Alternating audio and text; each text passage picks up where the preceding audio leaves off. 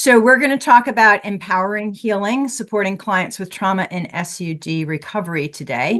And as Nikki said, this is an area that I have a lot of passion for, and I'm really glad to see you all here today. Before we get started, anytime that we're talking about something that has to do with trauma, I just want to remind you to take care of yourself as you need to. As Nikki said, this is being recorded, so if you need to step away for any reason, please feel free to do that. The other thing that I will point out is that when we feel activated by material in the jobs that we do, in the work that we do, part of what we often think about is how can we move away from that material to take care of ourselves? And that's helpful for the short term. But for the long term, if this is the work that you do as your career, we really need to think about how we metabolize those responses, which is exactly the opposite of getting away and kind of separating from the work. It's actually about leaning into those responses. So if there's something today that activates you, it's important to note what it is and think, is that something I've thought about or processed? And if not, who or who is a person I can do that with, or what's a way that I could do that?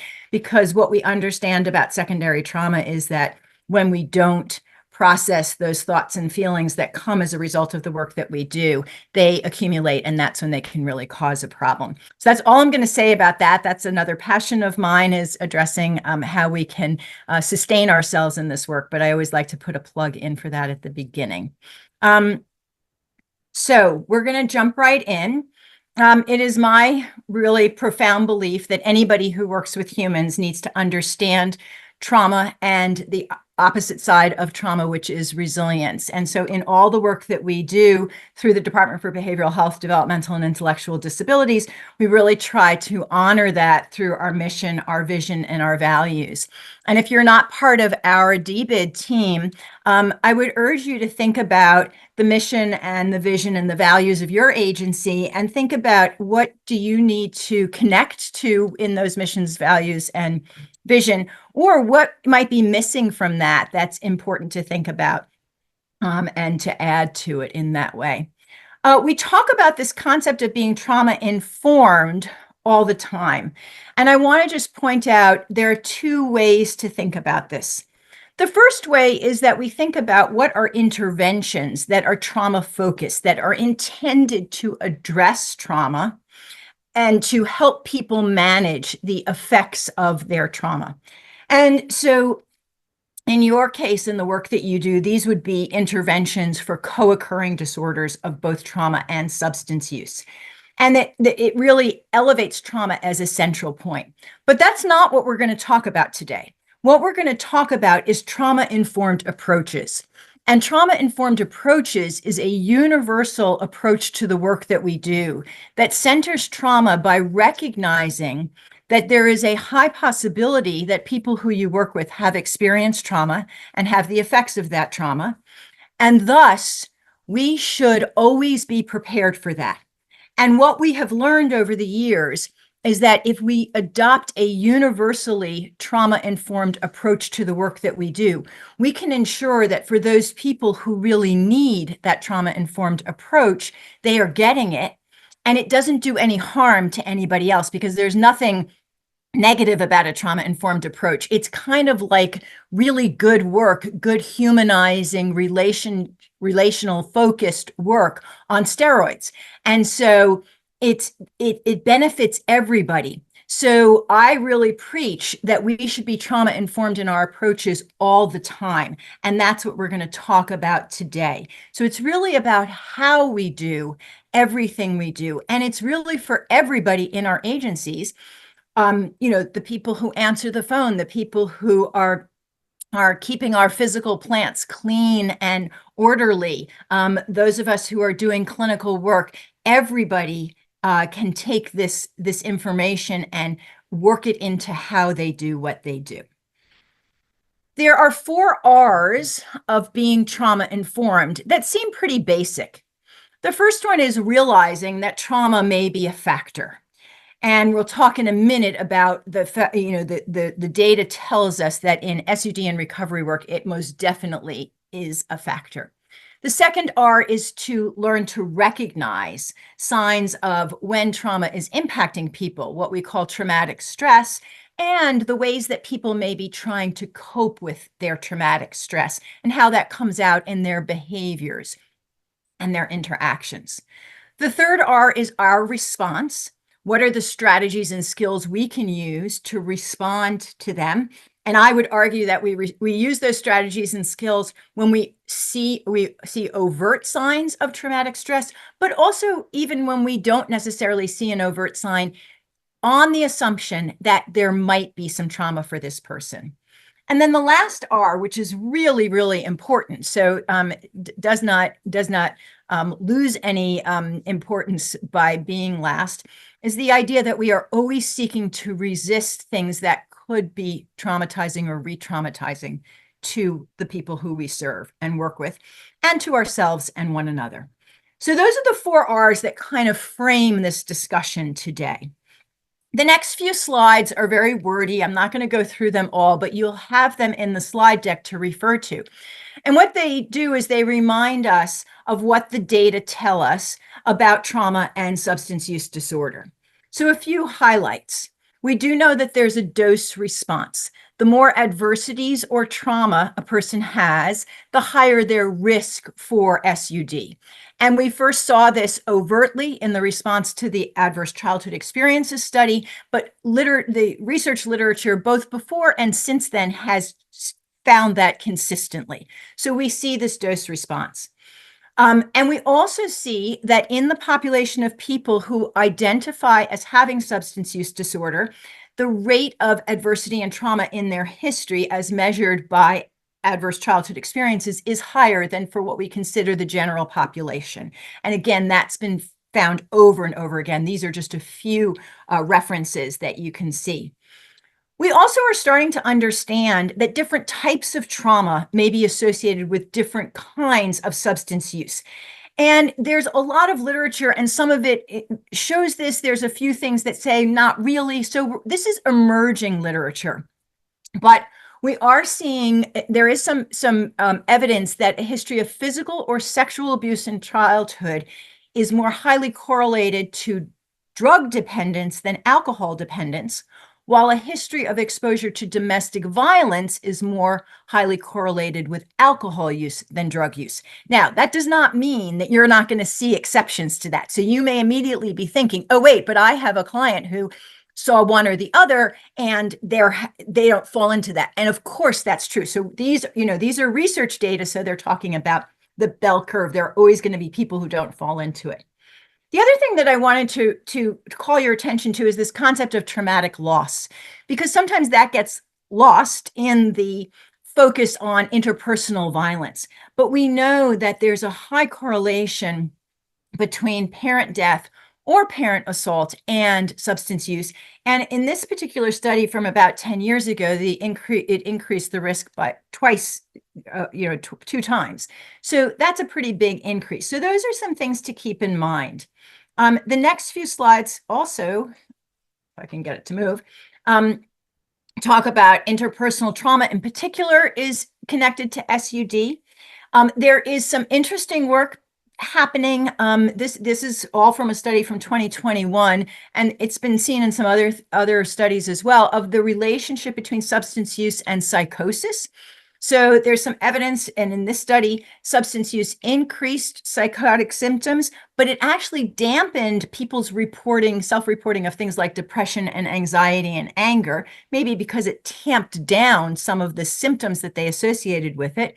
But we also saw the other direction, that psychosis seemed to increase substance use. So what we're seeing is this transactional dynamic between psychosis and substance use. I think we are just at the beginning of understanding and exploring that. So, just something to keep in mind. We also see that a history of abuse seems to have higher correlation to substance use than just neglect. We also see that in the recovery system, trauma exposure is extremely common. But not only is a past history of trauma exposure common, but re-exposure during their their intervention for recovery during their time of active treatment for recovery is actually high, almost 20% in this one study. And there were several others that say that as well. What we all know anecdotally, and what the research is starting to be able to point out with data, is that trauma can complicate the recovery process. That when there is concurrent traumatic stress and PTSD and active substance use, that taking care of both things is a little bit harder. So I will share with you that I became very interested in this when I was a relatively young therapist in the 90s. And I had a client who had a severe trauma history and severe substance use. And I was working in the public mental health center at a community mental health center. And she came with a chart. In those days, we had paper charts. And she came with a chart that was multiple volumes. Lots and lots of people had seen her. And she really was one of those people who people said, I'm not sure she's ever going to get better. And the work that I did with her at that time, I did in conjunction with a colleague who was a CADC. And we just kind of figured it out. But what we learned together and from her and with her is that we really couldn't treat one without the other. And that is something that at the time was not a commonly accepted approach. In fact, this CADC and I went to the Indiana School for alcohol and drug use in the mid-90s, and we presented a case study about the work that we were doing with her. And people actually got up in the middle, interrupted us, and said, "You can't do that," and walked out. And it was a large room with a lot of people. So this was pretty anathema at that time. Since then, people have said, yes, concurrent treatment makes sense. And I'm not claiming to be any great seer on this. We were just lucky that we happened to be friends and realized that we should try and work together. But the data is now telling us that. So that's my history with coming to this. So what we're starting to see is that also continuing care, especially for people with trauma as well as substance use, yields better outcomes. And we're also seeing that the type of treatment matters. Now, this is a little bit still fuzzy and even controversial. What we're seeing is that some of the data is saying that if you have trauma-focused substance use, or if you use a manualized SUD approach, both of those things will not only help the substance use, but will also improve the PTSD. So what's missing from that is if you're just doing non-manualized SUD, you may not be getting at some of the trauma stuff. The reason for that is probably that our manualized SUD interventions really privilege things like patient choice and voice collaboration, building trust and the relationship, and all of the critical elements of trauma-informed approaches. So that's probably why we're seeing this. And there are some, we'll talk at the end about some of these treatments, but I just did want to say that for you. I'm not going to go over this slide, but just let you know, if you're interfacing with the justice system, we see huge intersections between trauma and the justice system. A manualized intervention would be an intervention that has a curriculum or a prescribed way of doing it. So you have X number of sessions, maybe you can do more or less, but that there's a process to doing it. So seeking safety would be a manualized intervention. Target would be a manualized intervention. I hope that answers the question there. As I said, if you interface with the justice system, take a look at these statistics. These data tell us that we have extraordinarily high rates of trauma among justice-involved individuals and among incarcerated individuals. So if you are working with recovery and reentry populations, I think you can go on the assumption that you must take a trauma-informed approach, because probably close to 85, 90, and maybe even higher % of your clients will have had some trauma exposure in that way. Okay, so let's talk about what this means for the work you do. So drop in the chat as I'm talking if any of these things sound familiar. And what I'd like you to do is to think about a client who you are working with now or who you've worked with in the past, particularly a client who maybe was not so easy to work with, who had some challenges. So Do you often see things like the person is late or they're missing appointments or meetings or skipping their screens? That sometimes it seems like the story is changing and you're kind of left thinking, what is really going on here? Um, Maybe you feel like one week it feels like there's a strong connection, and another week you feel like you're starting from scratch all over again. Um, Maybe you see somebody who is has come to you or and is described as resistant, or other people say, oh, that person is resistant to treatment, doesn't want to participate. Or maybe you see somebody who's extremely emotional, and or maybe not extremely emotional all the time, but sometimes extremely emotional. Or I see in the chat that people are resonating with this idea of that they seem to give up easily, or changing their mind about what they want. So I'm going to suggest to you that these things make absolute sense when you lay a trauma lens over it. So what I'm going to ask you to do is to really, really set aside some assumptions and be open to thinking about this client who you have in your mind. And each time we look at something, to think, oh, could that be happening for this person? Now, not all of it's going to apply, but I want us to start to use our type 2 thinking, which means that we have to shed the things that are comfortable and the assumptions that we typically make. Okay. So one of the things that we know is that we often talk about trauma as the what happened.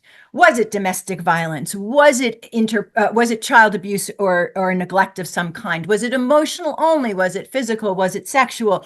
Was there also some poverty, some social drivers of health that were challenges? Was there violence in the community? But what I want to suggest to you is that what happened actually matters less when we're thinking about being trauma informed than if we think about how that experience, how that event was experienced by the person and what the effect was.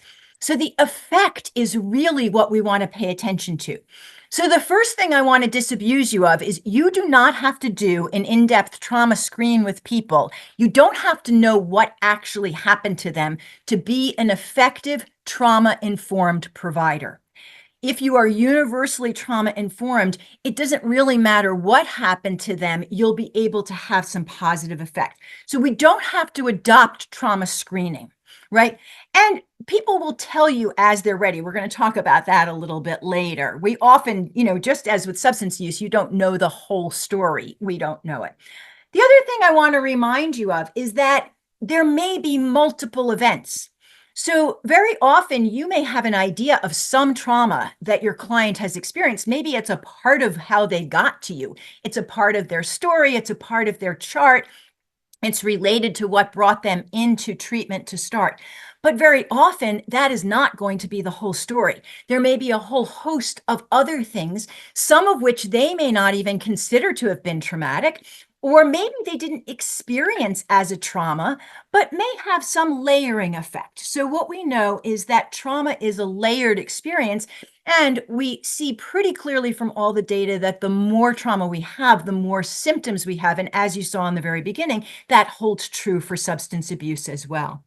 Now, we often talk about adverse childhood experiences, and the original adverse childhood experience study focused on the things that are in the trunk and the branches and the leaves of the tree. And those things are the things that happen in households or families. What I want you to broaden your thinking about is that we know that there are adversities that children and people experience throughout their environment, right?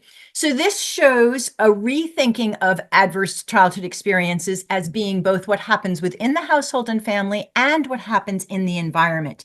And if you look at those root system issues, you see many of those are systemic and structural. And you also see that they relate to what you often think of as social drivers of health. What we have learned is that when you have things in both the environment and the household, they kind of they amplify one another. So that if somebody has experienced some adversity within the family or the home, and they live in an adverse community environment, it may be harder for them to be resilient. They may have fewer resources external, less social capital to be able to be resilient, to deal with that thing that's in the household. And when we live in adverse community environments, it can put stress on the household, so it can increase the risk of adversity within the household. Since that pair of aces diagram was developed, we've also recognized that there's a third area of adversity, literally climate and natural traumas or adversities, and the literal environment in which we live. We saw that during the pandemic. We've seen it in Kentucky with floods and tornadoes, and we certainly are witnessing it now on the West with the fires. Most recently, we've added a fourth realm, and this is my favorite diagram because it talks about all of these realms as experiences that we have. And I think that that's a really important framework for us to remember, because nobody chooses any of these. These are experiences that we find ourselves subjected to. So in addition to those adverse childhood experiences that happen within the family and the household, those adverse community experiences that may be happening in our surrounding community, the adverse climate experiences of our literal natural environment, we also have that fourth area, the cultural traumas or adversities, which are called atrocious cultural experiences. And you can see how all four of these are going to interact. And of course, we have seen from places where we can do big studies, like in Louisiana, in New Orleans after Hurricane Katrina, that people who were less resourced had a harder time coming back from Hurricane Katrina, right? So we see how, and through no fault of their own, right? It wasn't that they were not resilient enough, it's that they didn't have all the tools at their disposal. So one of the first things I want you to think about when you're thinking about the trauma that your clients may have experienced or how they relate to the world is what has happened to them or is happening now in all four of these realms. And what does that mean for the work that you're going to do with them, which we're going to talk about in just a minute. I just want to give you a definition of traumatic stress. And I want to note a couple of things. First of all, note that I'm not giving you a definition of post-traumatic stress disorder, which is a disorder. That's a particular clinical disorder where you have to meet certain criteria. But the effect of trauma may create traumatic stress, even if that doesn't rise to the level of a full-blown PTSD diagnosis. So even if somebody doesn't have PTSD, they may still, in fact, it's very likely that they may experience traumatic stress at different times. And like many other psychosocial ways of coping and effects, traumatic stress can come and go over the course of our life, and it can be ramped up by certain experiences and exposures, and then we can have other times where we feel like we can manage it very well. The hallmark of traumatic stress is that feeling of overwhelm, of not being in control.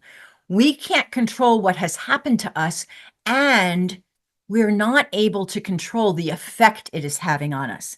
And I point that out because I think it's very, very, very important that we really think about what that sense of not being in control means to people and how it relates to the work that we do with them. For example, if people are court ordered to your services, they kind of had a choice, right? Like the choice not to engage is kind of a lousy choice because it means that they have to go into an institutional carceral setting of some kind. So that sense of having control is probably limited. Many people who we work with have been subjected to many systems. If this is somebody who was in out-of-home care during their childhood or adolescence, they had literally no control over where they woke up sometimes, right? They didn't know where they were going, who was going to care for them, etc. So if they experienced natural disasters and they lost things that were important, if they experienced if they experienced traumatic loss, all of those things represent a way that we lose our control over our situation and sometimes even over ourselves. And one of the hallmarks of traumatic stress is that we don't feel like we can control the effect both within our body and even sometimes in our behavior and our interactions and our emotions. And that's part of what is so debilitating for us when we experience this kind of traumatic stress.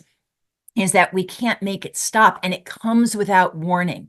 So again, rethinking this idea that people sometimes are experiencing things that they didn't choose. They didn't choose the source of it, and they're certainly not choosing what they're feeling now, but they don't yet have access to the tools that can help them manage it in some way. And very often, what we know from the literature and what you all know is very often one of the easiest, most accessible tools are substances. And that serves a purpose in that way. So we want to think about trauma as being layered. And one of the things that I like about this analogy of an onion is that as you peel back an onion, as you all know, it gets stronger as you get to the core. And I think that that is often true about trauma. Very often, as we start to peel away and people start to understand what's happening or confront what's happening for themselves, they get to some deeper things. Now, maybe it's that there's deeper trauma buried, or maybe it's just that their reckoning with the effect of that trauma on them is bigger than they initially were willing to face and to recognize. Either way, I think it's very, very important that for us to recognize as providers that as we build these trusting relationships, as people start to recognize the intersection between their substance use and their trauma, it may not get easier. It may actually get harder for a while as part of the getting better. And so remembering that onion analogy may be helpful for you in that way. I want to just give you a quick reference point for this concept of complex trauma, because I think it is something that you all contend with quite a lot. Complex trauma is not a diagnosis, although there is a working group trying to get it as a diagnostic framework in the DSM. But it is a conceptual understanding that for when young people have experienced a lot of chronic trauma, especially trauma that starts at an early age, between 0 and 3, for example, that the impact on them may be very, very complicated, hence the name complex trauma. This is particularly true if the source of that trauma is from a caregiving adult who we would have hoped would have cared for them and protected them, but instead either failed to protect them or actively hurt them. And the reason that I bring this up is because complex trauma creates a coping strategy. If people are going to survive this kind of chronic exposure to trauma, as very young children, they learn a way to navigate the world that can lead to some very, very profound, challenging behaviors for them as they get older. Things like gang involvement, substance use, or maybe even engagement in this substance using provider culture, of the black market of providing substances, takes a toll on their health. A lot of extreme and erratic emotions, suicidality, self-harm, unstable relationships, aggression. So I point this out because I want to caution you that if you are seeing people in your caseload who have these things, especially if they have multiple of them, which many of the folks that we work with do, to really think about trauma as being at the core root. One of the things that happens is when young people, especially adolescents and young adults, get engaged in the justice system, for example, they often start to be seen as perpetrators of trauma, as offenders, and they lose their status as survivors of anything traumatic. And it's very important that we understand these connections. And Tamlin, yes, complex PTSD is a diagnosis in the ICD, just not in the DSM. Thank you for that. Okay, so this is what I really want you to remember about the impact of trauma, the effects of trauma. It comes back to Calvin and Hobbes. Calvin says, whenever I take my bath, I always put my ducky in first. And Hobbes, who's had a pretty good life, assumes that the ducky is a friend. Calvin, however, puts the ducky in to test for sharks. So this is what you have to think about. You have to think about how many bathtubs your clients have stepped into that were filled with sharks. Or you have to think about the fact that maybe there was one really big shark one time, but that was enough to make this client always be cautious from now on and test the water. The other thing that you have to remember about this is that I could be the best therapist, and I was a very good therapist for a lot of years. So I could be in my like A plus plus plus therapist role. And I could say to Calvin, "Oh, Calvin, please don't worry. There are no sharks in this bathtub. I promise you." And why would, or more importantly, why should Calvin believe me? In fact, I don't want Calvin to believe me because one of the ways that Calvin has managed to feel in control of his environment is to always be on the lookout for sharks. And he has some ways that he tests for them. Now, eventually, I want Calvin to learn that he doesn't have to test every bathtub. There might be some red flags he could learn to look for so that he doesn't have to test all the water for sharks. But me saying it to him the first time I meet him, or maybe even the first 10 times I meet him, probably isn't going to convince him. It's going to take a lot of time and a lot of him seeing that I mean what I say before he starts to trust the water and to trust me. Because what I'm also going to have to say to him is, and if I see a shark, I promise you I will do my utmost best to protect you. Right? So that's the deal that we have to make. But we don't want Calvin to immediately trust me because guess what? His experience is that when he's immediately trusted people in the past, sometimes they've turned into a shark, right? So this expectation that just because we know we're trustworthy and just because we know we're going to do a good job means that our clients should believe that is actually an unfair expectation. It's a little bit like expecting that if you went to a cocktail party with a bunch of people who you didn't know, I guess a cocktail party is the wrong analogy for this group. If you went to a party with people who you didn't know, that the first time you met somebody, you would tell them your deepest, darkest secrets. None of us do that. We want to find out who this person is before we share something important. And that's part of what we have to do if we're going to be trauma informed. Now, unfortunately, our systems aren't always set up for that. So we have to learn how to work with them. And I get that. But that's the ideal that we're going for in that way. I'm glad that Sophia thought that was a good analogy. So we'll hope that you'll remember that. Okay. Part of the reason that this happens is because of the impact of trauma on the brain. So we're going to do a really quick look at the impact of trauma on the brain. If there's one thing that you remember this phrase. This is from Ledoux from 2002. Ledoux said, trauma is like a hostile takeover of consciousness by negative emotions. And I think that one phrase reminds us of what's happening. So the first part, hostile takeover, that speaks to the fact that we don't have control, that we didn't choose it. It just happened to us. And in fact, it's something that we actually don't want. It's a hostile takeover. What is taken over? Consciousness, our thinking brain. And what takes it over? Emotions, but not just any emotions, negative emotions.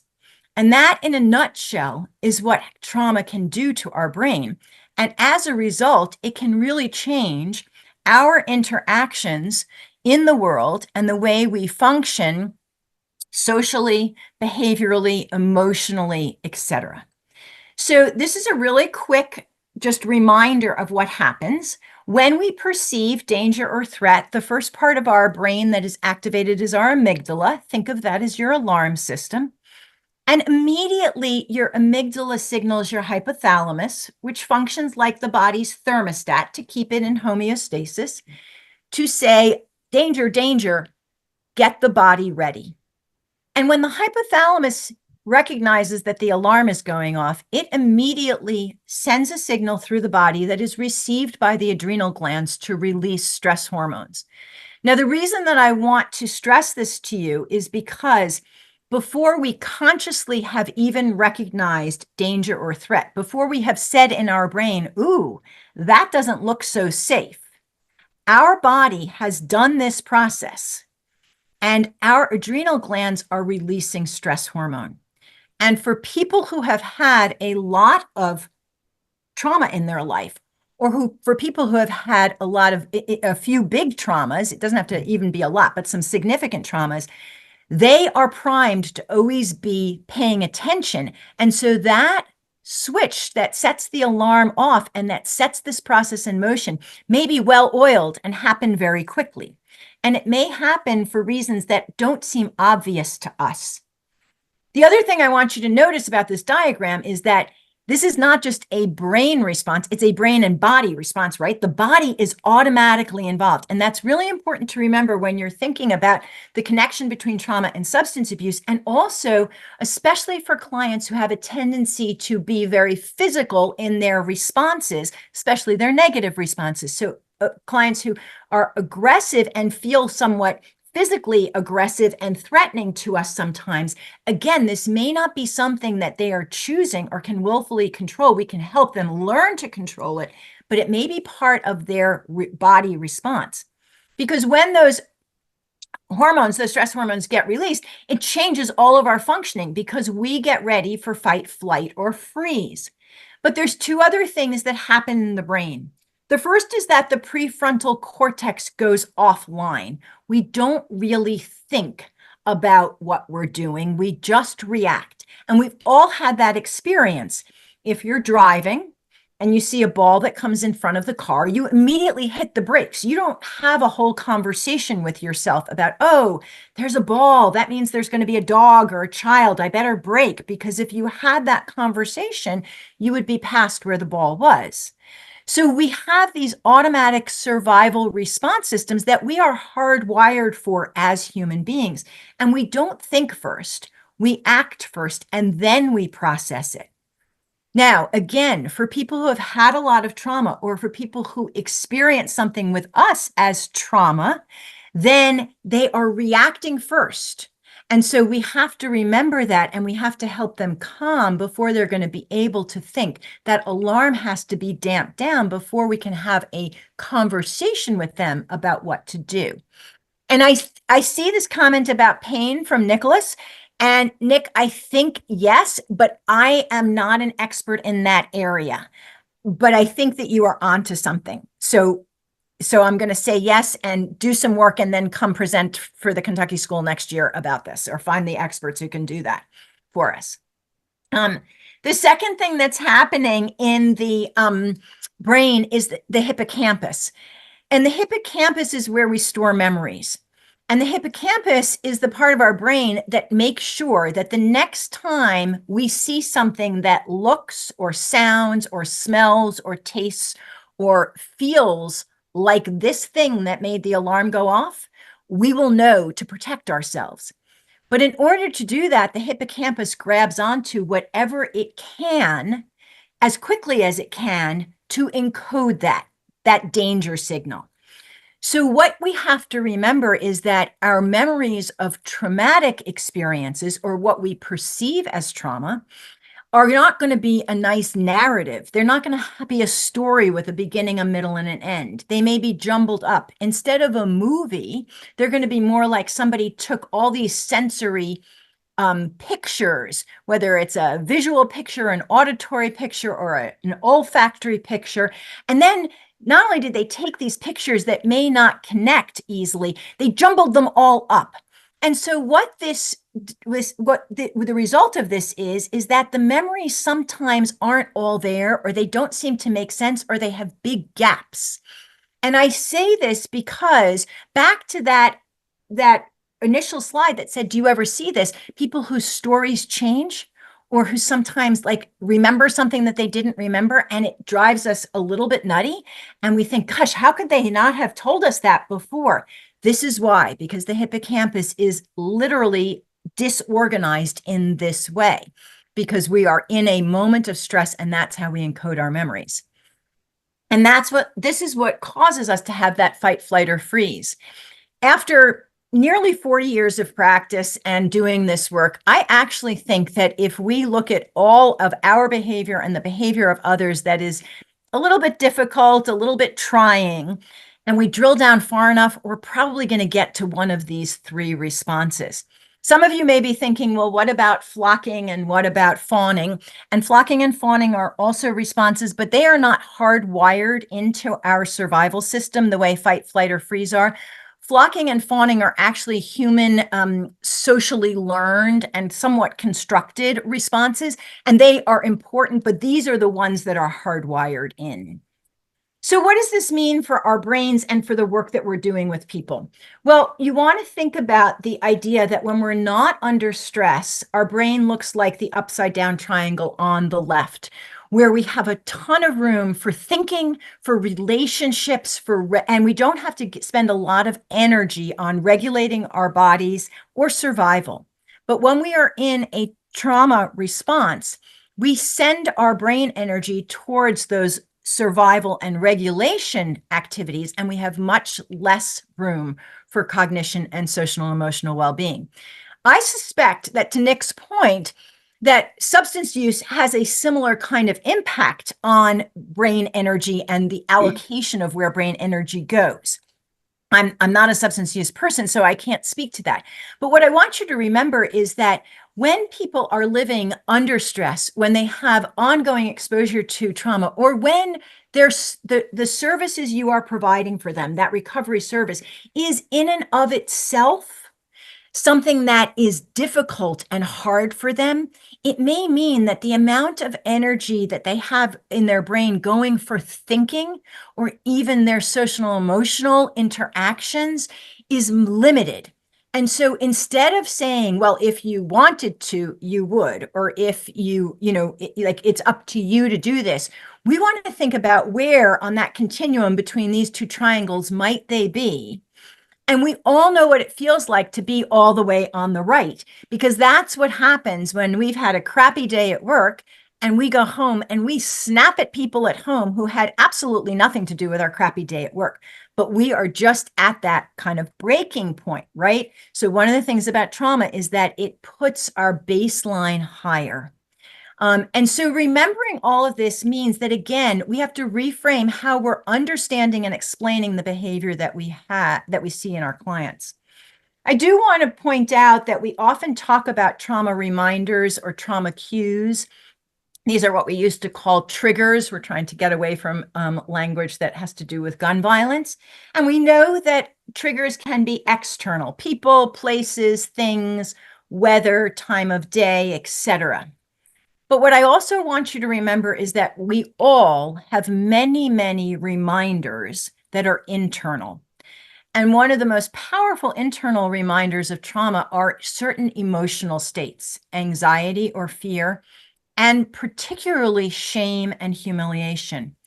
And for those of you who are working with people who are justice involved, I want you to think for a minute about the justice system, which is actually predicated on people feeling ashamed of what they did and then wanting to make it right, right? And that is complicated. The very thing that the system is trying to use as a lever for changing behavior may actually be a trauma reminder and be causing people to have difficulty accessing their thinking brain to be able to make that change. So we need to be aware of how these things play out and to recognize that our response to trauma reminders can sometimes be in our thinking brain. Sometimes we're aware, oh, that makes me really uncomfortable. But a lot of times we just respond because our body goes into that survival mode. And so we have chest pain, or we have an upset stomach, or we clench our fists, or we have back pain, etc. You get the point.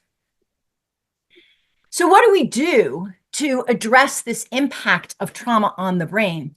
Well, the literature is really clear that one of the most powerful things is connections. And I first met Bruce Perry a number of years ago, probably 25 years ago at this point. And I remember that he was first starting to talk about the power of relationships. And other trauma experts and other scientists were saying to him, you got to stop talking about this. You sound like you're like not a serious scientist. Like this sounds wonky. But you know what? He was right. The neuroscience supports it. What we see in brain scans is that when children and adults have strong connections, it actually can help their brain function better and heal some of the ways that the brain has gotten stuck in survival mode. So um, relationships are really critical. Based on our time, I think I'm going to skip this film. I'm going to tell you that in your slides, you will see this really lovely video of the hand model of the brain. I urge you all to watch it. It is geared for children, but what we know is that it applies to all of us. And if you know Dan Siegel's model, you will know that you'll recognize that this is similar to flipping your lid. But it will remind you of all the things that we've talked about, of the fact that the brain, the thinking part of the brain gets essentially hijacked and taken over by the negative emotions in that way. So I'm not going to share that. Hang on. Let me see if I can get beyond it. There we go. Okay. Some more data that remind us of some relevance of all of this. We do see that the earlier the onset of trauma, that seems to be correlated with increased risk and severity of SUD. But that quantity in and of itself doesn't seem to impact the treatment outcome. And I think that's a really, really important thing to remember. So even if somebody has had a lot of trauma exposure, they may still be able to do very, very well. That's not going to be the determining factor. And some more references for you that connect the brain stuff to this. Okay. So again, a quote from Bruce Perry: our life experiences shape the way systems in our brain organize and function. And so this is why we need to be trauma informed. So part of what we're talking about is that we are going to go on the assumption that what we're seeing is the tip of the iceberg, that there are thoughts and feelings, many of which may be related to trauma in addition to other things. So I'm not saying that trauma is 100% of what's driving the behavior, but I will suggest that it is a significant part, and that we are going to look beneath the surface in that way. The other thing that I want to remind you of is, as I said, trauma is layered, and getting to an understanding of it is often like peeling back an onion layer by layer. But we can't assume, just as we don't assume that Calvin's going to trust me just because I say so, that we're going to get all the information in the intake. So we assume that this is going to be an ongoing way of understanding what's happened to people, and that we're always going to be listening for and maybe even asking questions that relate to, what is this connected to? What kinds of experiences of trauma? And when we hear things, we're going to say, gee, do you think that has anything to do with what's going on now, or how you're feeling now, or maybe even how you feel about me? We're going to always be thinking about and asking, what makes you feel more comfortable in this work that we're doing together, in your life, in the meetings that you're going to? What can I do that could be helpful? When we notice a change, we're not going to pretend we didn't see it. We're going to say to the person, gee, I felt something just change. What do you know what happened? Is there anything I can do? Do we need to take a break for a minute? Like, you're going to process that. And maybe you're not going to get an answer right then and there, but the message that you're going to send is, I see you. I care about you. I'm not going to pretend that this didn't just happen. I am willing to hear if there's something I can do differently. And that may be enough to ease what just happened in the room. So this is an ongoing process. We assume that we are never finished. So we're going to spend the remainder of our time looking at these 6 principles of being trauma informed and thinking about how they relate to the work that you do. So when you look at these 6 principles, what you're going to see is that they are not rocket science. In fact, they are things that you are already doing. So being trauma informed and using a trauma informed approach, that universal trauma informed approach, means that what you're going to do is you're going to intentionally pay attention to these 6 elements and say, how can I do them even better? What more can I do? And hopefully we'll give you some concrete ideas. So you can think of your client. I thought of a case scenario. Imagine that you have a 37-year-old female who served in the military in her 20s. She completed inpatient detox about 35 days ago. She's been engaged in recovery supports and treatment. She has a history of having been in residential treatment twice in the past, but she was asked to leave one time because she had a dirty screen, and one time she actually completed, but she quote unquote relapse, started using again within 90 days. She has a history of pretty intense and what appears to be, by her description and what you see in her chart, unstable relationships, at least some indication of domestic violence. She finds it really difficult to be alone, so she makes friends very quickly and gets very engaged with people very fast.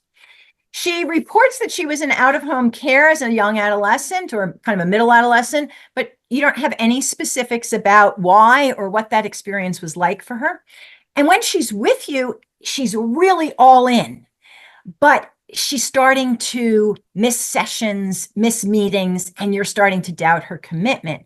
And also, she seems to be increasingly agitated and defensive, but so far, all her screens are clean. So, what you're starting to have in your brain is a question about whether or not she can do this. Is she the real deal, or is she not going to be able to, be successful in this way? So, the first thing I want you to think about is, what are the traumas that may be impacting her? So, if anybody feels brave, drop something in the chat. What do you think are the traumas that you just heard that might be impacting her?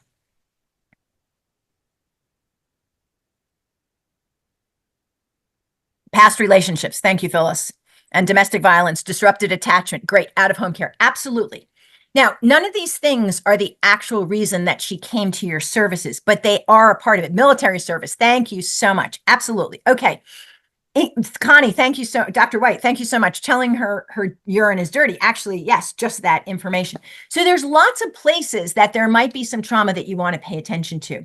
So the real thing that we want to think about is, we want to think about the idea that of what losses she's had. You want to think about intersectionality. What if she's a Black woman, right? What if she's a Black woman with a disability? What if she's a member of the LGBTQIA community, et cetera, et cetera, et cetera? So we want to kind of get in our mind, okay, what might be all of the things that could be impacting her that I want to just keep in the back of my head to understand her behavior, that might help explain why maybe now at 35 days, oh, remember 90 days last time is when she relapsed. So maybe she's getting really antsy. What can I do to help her? What can we do to acknowledge that, to talk about, gee, what's happening now? What are you worried about, etc.? Now, what does this mean for how you work with her is really the crux of the problem.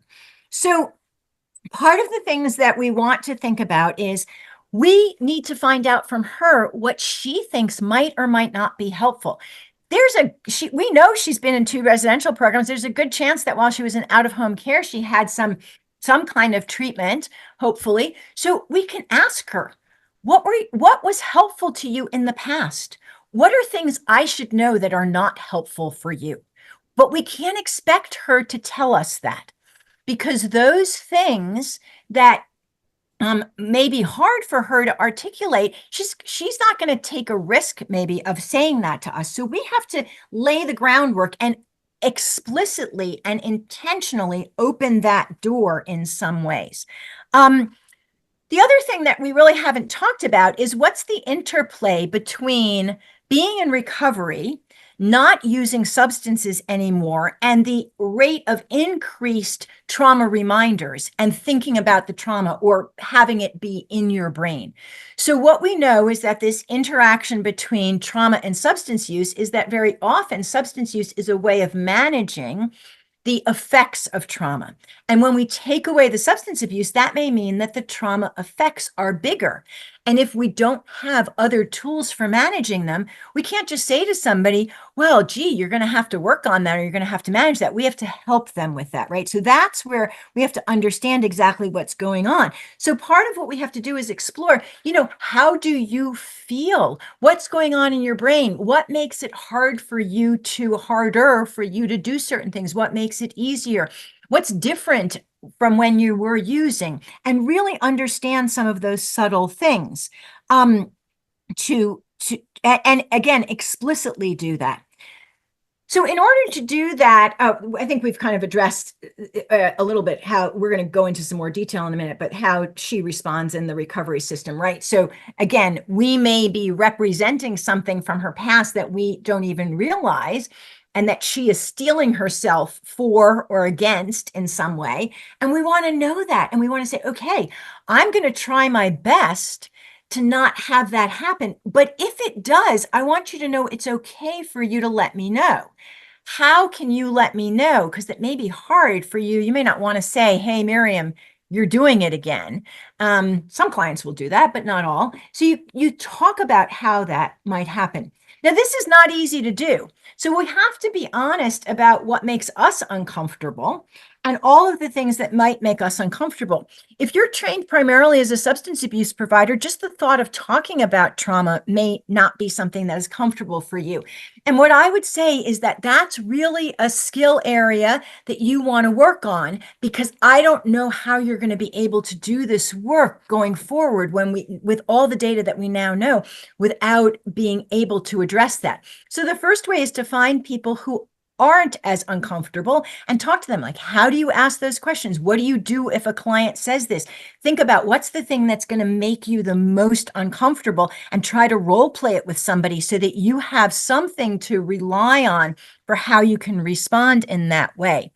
The other things that we have to be honest with ourselves about is, what do we find frustrating about clients? What drives us crazy? We have to be honest about that, because people who've experienced trauma have excellent antennae for all of the changes in us. If we are aggravated and we're trying to hide it, they will pick up on that. If we are angry with them, if we are frustrated, if we have lost faith in them, they will sense it. So we have to be in touch with our own feelings, and we have to know. And sometimes we have to own it, and we have to say, I am so sorry. I feel like I'm not as present today, or I feel like I'm a little worried about you, and I'm worried that you're not going to be able to sustain this. And I'm sorry, that's my issue. Let's talk this through about, why I'm feeling that way and how we can manage this. So we have to know that. You also have to really deal with that in your own supervision. And then your concerns. It's very important that we let clients know if we are concerned about them. We often note it in their charts, and then they read it later, of course, and they say, well, I didn't know that you were worried about that. Or, I'm glad to know you were worried about it because I was worried too. So that transparency is really important. Okay, so think about what questions or concerns you have for your own self as you think about these questions going forward. So this first principle is safety, and safety is both physical safety and psychological safety. I suspect that you all are pretty good at both assessing and talking about physical safety. And I want to remind you that we're talking about it not just in people's homes or in their communities, but we always want to make sure we talk about it in terms of, do they feel safe and comfortable in the meetings that they're going to, or whatever group activities are part of the treatment, but also with you in your office, right? And what are some things that could make them feel more comfortable? Are they uncomfortable in a room with no windows, with the door shut or open? Like all of these little things, etc. So you just have to have those conversations. The more difficult one is the psychological safety. And again, psychological safety, as we talked about with Calvin and Hobbes, comes from building that relationship and having that consistency to how you are with the person. From that psychological safety that she feels with you, you're going to try and translate that sense to the community and other places, because when she feels safe with you, she is able to start to understand how she can protect herself in ways that are healthy, in ways that don't interfere with her social interactions, in ways that don't mean that she jumps into a new romantic relationship before she knows somebody because she's so afraid of being alone. And so your relationship with her becomes this microcosm that teaches her and gets translated into all of these other relationships. And I think that this is a critical part of substance use because it even has some impact on her relationship with her use and her substances in that way. And so you're always going to be checking, you know, maybe at the beginning of a session, is there anything that I need to know about how you're feeling today, or what would make today feel the most comfortable for you? At the end of the session, is there anything that I did today that I should be aware of? Etc. So you're going to really be asking those kinds of questions. And even if she says no, you're still sending a message again. I care what you are experiencing, and I am willing to hear it and make some adjustments in that way. So I think we talked about connections. Many of you may be familiar with the Bessel van der Kolk book, The Body Keeps the Score. And, what people don't often remember is that Bessel talks a lot about relationships. And, this quote that through relationships, this is how trauma survivors can learn to feel safe and trust others and develop self-compassion. All of these things that are critical for the success in recovery in that way. The other thing that helps promote safety is when people feel that they have some more control over their body. So emotional regulation and emotion regulation, which can in turn then improve behavior regulation, is really, really critical. So what we know is that there are lots of ways that we can teach people and model emotional regulation. What we've learned over the years about teaching emotional regulation for both kids and adults is you can't tell people to do it. You have to do it with them. And in part, what this does is it actually creates a co-regulation moment in your relationship. And so for those of you who know about attachment and co-regulation, one of the ways that we all as humans learn to regulate ourselves is that when we're babies, other people help us regulate. And then as we mature, we start to integrate some of those constructive self-soothing strategies for ourselves. And so, the way that we are able to manage an owie when we're 4 is different from the way we manage something when we're 12 and when we're 17, as it should be. But for kids who have had some trauma in their families, who have had some significant disruption in their attachment, who had neglect, that process of co-regulation didn't happen. So what's becoming clear in the literature is that even these brief moments of co-regulation where you as a provider do something with a client, you model it, you do it with them, and you help them experience it, is more powerful and more effective than just handing them something or having them watch a video. So I would encourage you all to be comfortable to figure out which of some of these kinds of strategies you are comfortable with yourself, to practice that so that you can do it with your client. And sometimes it's a matter of planning where you say, okay, I know that you can get really nervous really anxious when you have to go into a new situation. Maybe they're getting ready for a job interview. Maybe they're getting ready to go to a meeting for the first time. Let's think about what's going to help you and let's practice that and get it ready. Other times it may be that you see somebody getting really activated and really distressed while you're working with them. And you may need to say, hang on, I can see that this is getting really hard. Let's just take a minute to slow our breathing down. And you teach it literally in the moment and do it with them. And they have that experience of that care, and that they learned, oh, wait, I actually do have some control over this. So this is extremely powerful. I feel like the whole self-care world, the whole world of mindfulness has kind of made this feel a little bit trite and a little bit like, oh my God, we've heard so much about this. We're sick of it already. But I actually think that we need to remember why it works and how it works. That last one of scaling is also very helpful. And notice that it talks about a dual scale.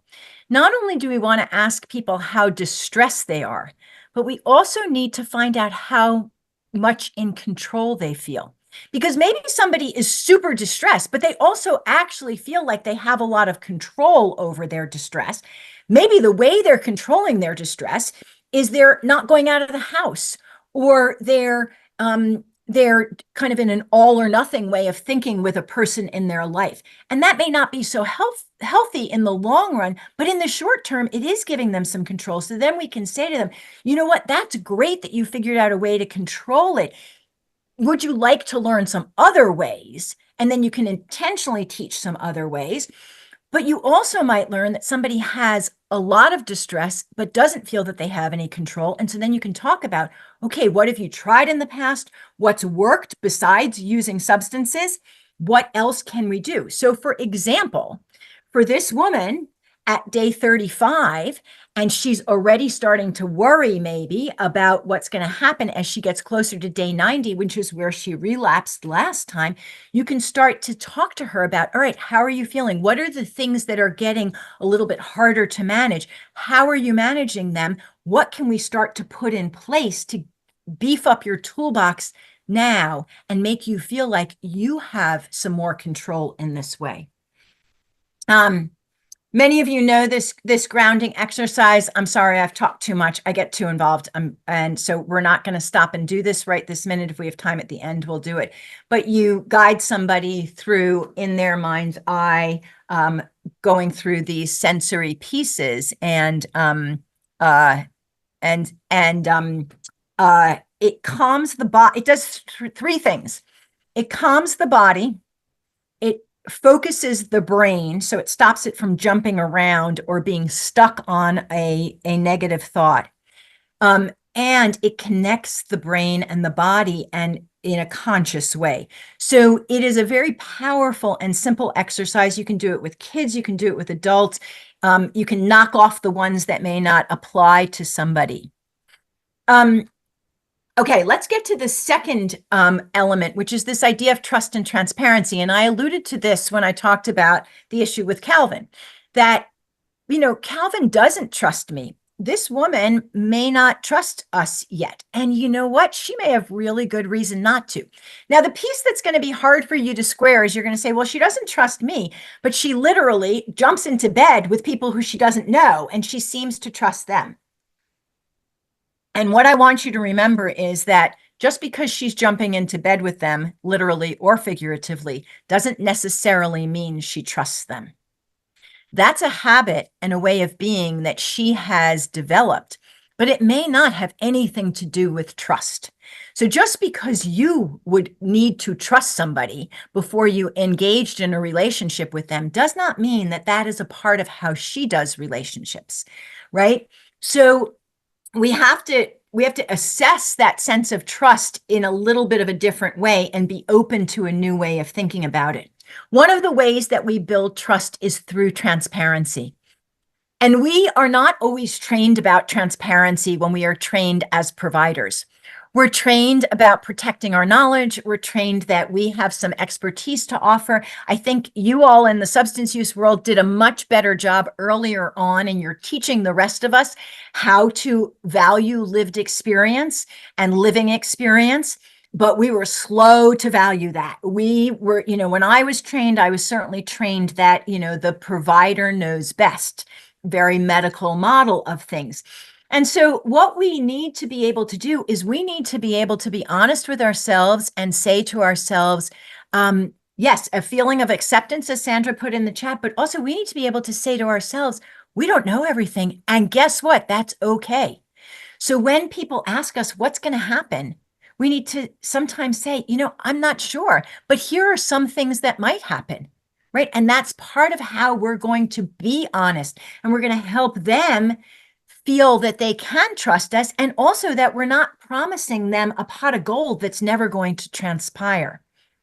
Now, this issue around trust and transparency is often tested, especially when we're working with people who've experienced with trauma and who often do whatever it takes to protect themselves.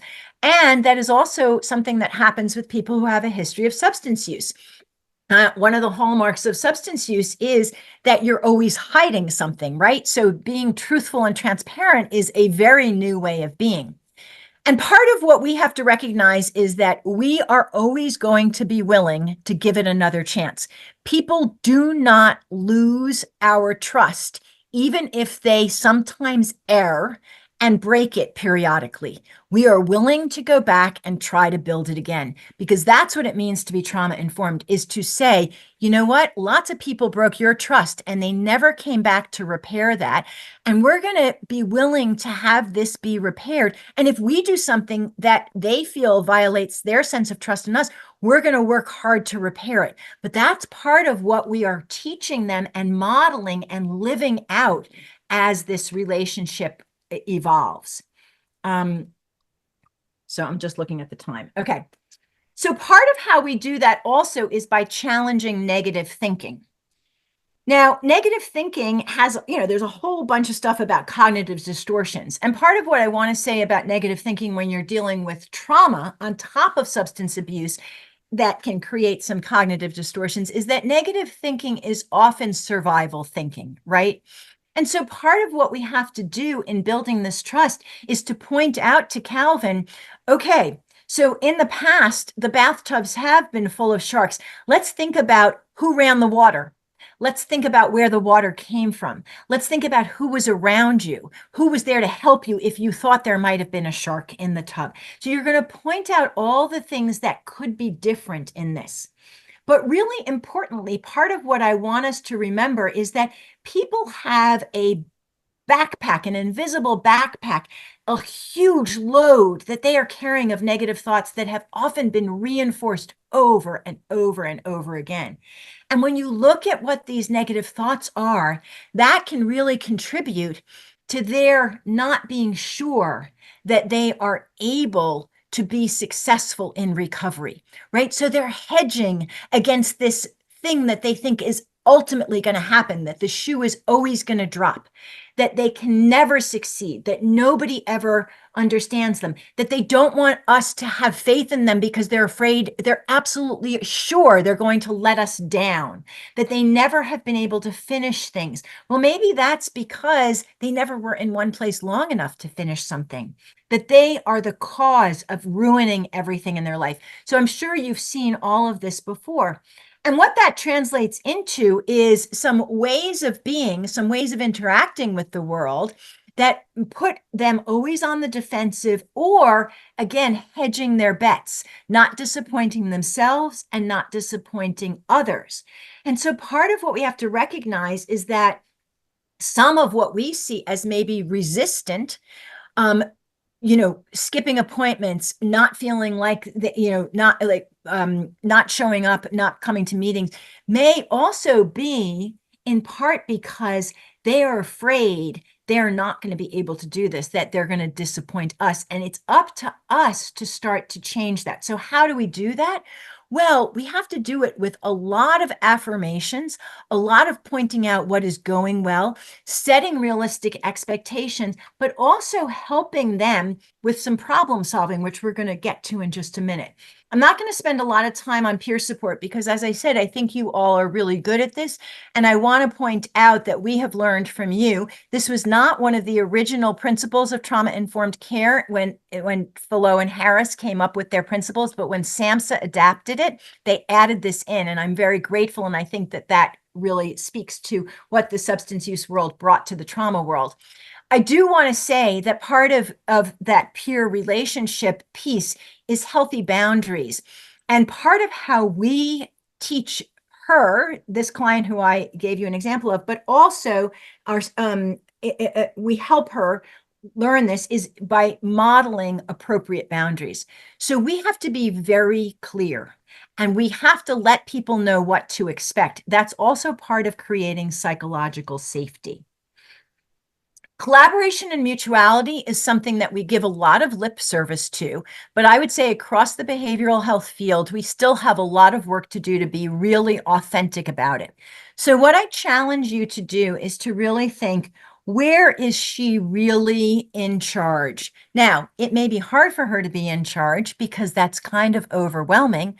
And that's part of what we want to teach her, is that we trust her to make some decisions for herself, and that even if she makes a choice that turns out to not be the best choice, we'll go back and we'll help her make a different choice, right? That's part of the learning process because she may never have had those chances as a young person, depending on how she grew up. And so she doesn't know, she thinks that when you make a bad choice, all is lost. You can never fix it. You have to run away from it or you have to fight it.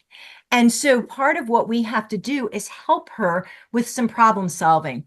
So one of the things I learned early on in my career is that most people don't know how to problem solve. So I'm going to show you what we all know is how we make a decision. We identify the problem, we think about the options, and then we think about the consequences, and not just one consequence, but multiple consequences. And we make our decision by weighing out those consequences and seeing which is going to get us to the healthiest place. People who have had a lot of trauma and who have substance use may see that they have only two choices for their substance use. They can either enter recovery or they can keep using. And they often stop their decision making right there. They don't often have the ability to go on because they never had anybody sit with them long enough to think about, well, what do those things really mean? What's going to happen from that? And maybe if they do think about the consequences, they only think about one of these four consequences, or maybe two. And so part of what we have to do is to slow down and help people think through all the way to those consequences of what that might be like. And as we're doing that with them, we're going to always be remembering what about these consequences might also be connected to past experiences, good or bad, maybe even to past traumas and adversities that could unconsciously for them make them run from this potential consequence, even a good consequence, right? So that if we think about recovery and we fail to notice that post-traumatic stress symptoms may increase, we are not going to be able to help that person. We have to be willing to say, if you're not using as much, you may notice that some of the things that are difficult to deal with are bigger. And we're going to work on that. Like that's part of what I'm here to help you with, or we're going to find other people who can. But we have to be able to name those things. So not only do our clients sometimes not go far enough, sometimes we don't either, or we only name some of these things and we think, well, we don't want to bring that up. That will scare them away. It's kind of like asking about suicide. We're probably not going to put something in their brain that they haven't thought of somewhere or haven't worked hard to push down. So we have to name these things in that way. And when it comes to empowerment, voice, and choice, we want to be really, really, really vigilant about offering choices as much as possible. And even the small choices matter. So important things like, what should I call you? What are your pronouns? Really powerful. But little things like, which chair do you want to sit in? Where do you want to meet? Is my office okay, or is there a better place? What time of day or what day of the week, etc. What order should we take things in? Do you need something to drink? Obviously not alcoholic. I'm talking about, water or coffee. Who else should be a part of this? Who should not be a part of this recovery process that you're going through? And that only then, when we have practiced with them on these kinds of questions, can we even start to help them get to these big questions about, what do you want? Like, what does your future hold? Those are huge questions. So we have to really pay attention to that. We also want to make sure that people are giving us their feedback and that we give them opportunities for that. I want to end, we're not going to get through all the slides because I was overly ambitious. As always, I'm not quite sure how this always happens, but I do want to get to mattering and meaning because this is really, really powerful. Mattering and meaning making is probably the most recent area that we've really understood to be a key component of resilience building for us as humans, whether we are children or whether we adults. And so what I want you to think about is, how do your clients feel in regard to these kinds of questions? And not only how do they feel in this particular moment, but how would they have answered those questions in the past? What is their past experience with mattering? Because we don't start to matter all of a sudden, even if we're in an environment that values us, right? It's very hard to all of a sudden feel like we are being valued when that has not been our experience so far.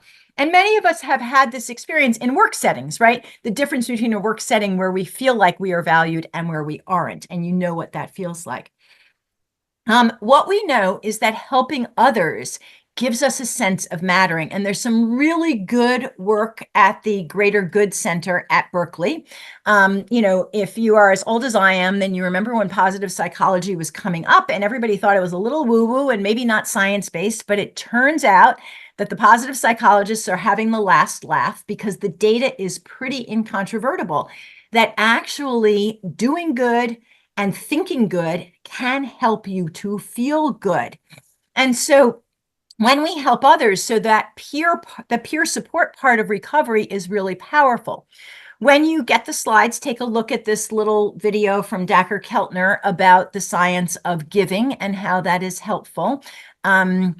Because I need to stop, we're not going to do it, but I want you to look at this. This is a 5-question anti-mattering scale. And I want you to imagine how the people that you work with would answer this. And I think that will give you some insight into maybe why it's hard for people to trust that they matter to us or to others, that they will matter if they are in recovery, that if maybe one of the ways they mattered was because they were fun when they were using, they were easygoing, they were risk takers, etc. And they no longer have those parts of themselves, or they don't think they have those parts of themselves. What does that mean for their mattering? So this is very, very powerful stuff. I want to end this part of what we're talking about by saying that you cannot do trauma-informed work without addressing equity. Equity and resilience and trauma are all intertwined. And so we're always going to pay attention to that.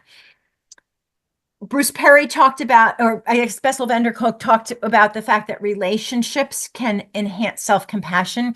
And I think in order to be successful in recovery, there has to be an element of self-compassion. And that is also a part of healing and allowing ourselves to heal from whatever traumas we've experienced. So there's a lot of resources at the self-compassion website that Kristen Neff has. The next few slides talk about healing-centered care and resilience.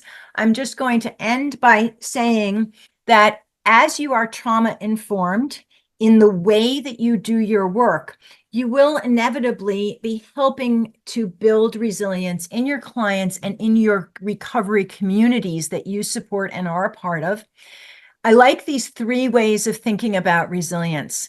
That resilience is not a characteristic or a thing. It's a flow. It's within us and between us. Anne Maston, who is the kind of grandmother of all things child resilience, talks about the fact that the resilience of a child is distributed. And that's part of the reason why we know that if children don't have people they can count on, it may impair their abilities to be resilient as they grow up and as they continue into adulthood. But we also are learning that these important adult relationships can help fill in some of those gaps. But the last one I want to leave you with, Thomas Hubel, who's an odd guy. I'm going to just say that for the record, right? He is a little bit of an odd guy, but he's kind of cool. And there's some very interesting work that he does. He said in a workshop that I was in, resilience is my ability to stay related to my challenges. And what I have reflected on about that and continue to think about is that the way that we get to resilience is by leaning in. And if you are going to do this work of recovery with people who have been exposed to trauma, you're going to be using all of these approaches and you're going to be thinking about them at multiple levels and within their environment. And you're going to be helping them to lean into those things that set their alarm off and that have traditionally been hard for them and historically been hard for them, but that with you and with that safety in relationships, as they continue to build more relationships and become more engaged in them with themselves and in their community, they will be able to promote. I told you that I would give a nod to some of the co-occurring treatments. Here's some of the big takeaways from the data that we know that concurrent treatment does not compromise SUD outcomes. So it is not contraindicated. For many years, we thought that if you tried to do trauma treatment at the same time as SUD treatment, you would compromise the SUD. That's not true. This is a list of some of those trauma-focused treatments that have been, they are considered evidence informed. They have promising outcomes that address both trauma and SUD. So you can do some research, and you can feel free to reach out to me about things. We do this work because we care about one another and because we know that our well-being is connected to all of our well-being. I hope that at some point you'll think about things you can implement, things you want to learn more about, and things that that concern you. There's a plug for the Partnership for Resilient Kentucky and some resources at the end, and I will stop because I'm at time. I'm 1 minute over time. I'm so sorry. Great. Thank you, Miriam. I just want to give folks a little bit of time here. If they want to drop any questions in for Miriam before we let her go, feel free to go ahead and put those in the chat or the Q&A at this point. You're getting lots of love, Miriam, in the chat. I have the chat up. I've been able to see. You are a quiet bunch, but I hope that this is some good food for thought. So this is, as you can see, I am passionate about this. I'm at the end of my career. I'm determined to, to pass the passion on. I want to infect you all. And so it really is about how we think about ourselves and how we think about these wonderful people who we are trying to help realize that they can have a more fulfilling life. So I want to say thank you all for the work that you do.